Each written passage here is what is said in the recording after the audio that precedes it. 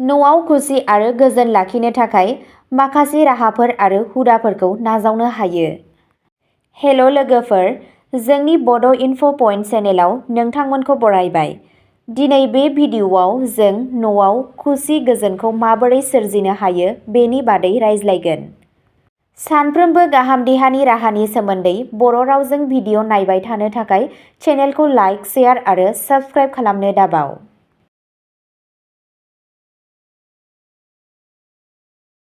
लोगोफोर, न'आव खुसि आरो गोजोन लाखिनाया साफ्रोमबो सुबुंनि लुबैनाय। बेयो जोंनि गोसोआरि आरो देहायारि सावस्रिखौल' गोहोम खोख्लैया, नाथाय नखरारि सोमोन्दोखौबो गोख्रों खालामो।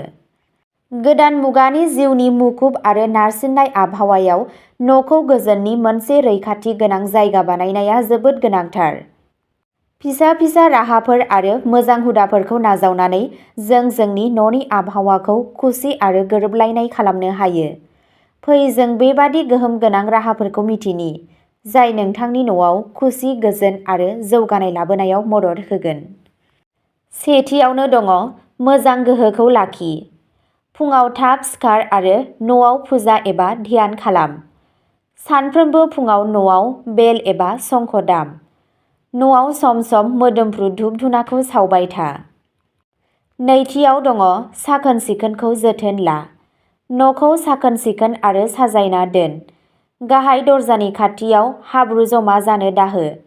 ओंखाम संग्रा आरो बाथरुमखौ सानफ्रोमबो साफा खालाम। थामथियाव दङ वास्तु गोरोन्थिफोरखौ सुद्राय। न'आव वास्तुनि बायदियै जिनिसफोरखौ साजायना दोन। सा-सानजा फारसे बिफां बेसिल प्लान्ट। न'नि गाहाय दरजाखौ साखोन-सिखोन लाखि आरो बेयाव गोथार नेरसोनफोर बो। ब्रैथियाव दङ मोजां साननायखौ बोजबना ला। न'आव नांलायनाय आरो गाज्रि रायज्लायनायनिफ्राय गोजानाव था। नखरनि सोद्रोमाफोरखौ अननाय आरो सनमानजों आखु दिन्थि। बाथियाव दङ मिथिंगायारि गुदिमुवाफोरखौ बाहाय। न'आव थाजिम बिबार गाय। बार बारनाय आबहावाखौ मोजाङै लाखिनो थाखाय खिरखिखौ खेव। दथियाव दङ रां आरो आदारखौ मान हो। जाग्रा आदार आरो दैखौ माब्लाबाबो ओरैनो गारनो नाङा। रांखौ मोजाङै बाहाय आरो गोनां सुबुंफोरखौ मदद खालाम। स्निथियाव दङ धोरोमारि फालिथाय खालाम। मोनफ्रोम सप्ता एबा दानफ्रोमबो फुजा खालाम। न'आवनो भजन कीर्तन खुं।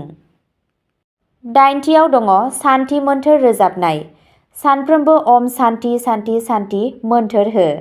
गायत्री मन्त्र एबा महामृत्युन्जय मन्त्रखौ फराय। गुथियाव दङ नखरारि सम हगार। गासैबो सोद्रोमाफोरा जयै जानांगौ। जयै सम हगारनो थाखाय हाबाफारिफोरखौ थि खालाम। जिथियाव दङ बिफांफोरनि गोनांथिखौ बुजि। न'आव सोमखोर गोथां बिफांफोर गाय, नाथाय सुगोनां बिफांफोरखौ नागार।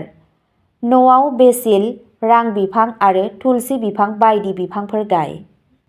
जिसेथियाव दङ मोनसे आरामगोनां आबहावा सोरजि। न'आव थार गाब आरो सोरांखौ सायख'। गुरै आरो आरामगोनां फार्निचार बाहाय। जिनैथियाव दङ मोजां सावगारि आरो नेरसोन दोन। न'नि इन्जुरफोराव थुलुंगायारि आरो मोजां सावगारि दोन। दुखुनांथाव नेरसोन आरो सावगारिफोरनिफ्राय गोजानाव था। जिथामथियाव दङ संख्रि दै बाहाय। न'खौ सप्तायाव खेबसे गोबाब दैजों साफा खालाम। बेयो गाज्रि गोहोखौ होबथानायाव मदद खालामो। जिब्रैथियाव दङ मिथिंगाजों गोरोबलायनाय सोरजि। दाउफोरनि थाखाय दै आरो माइरं दोन।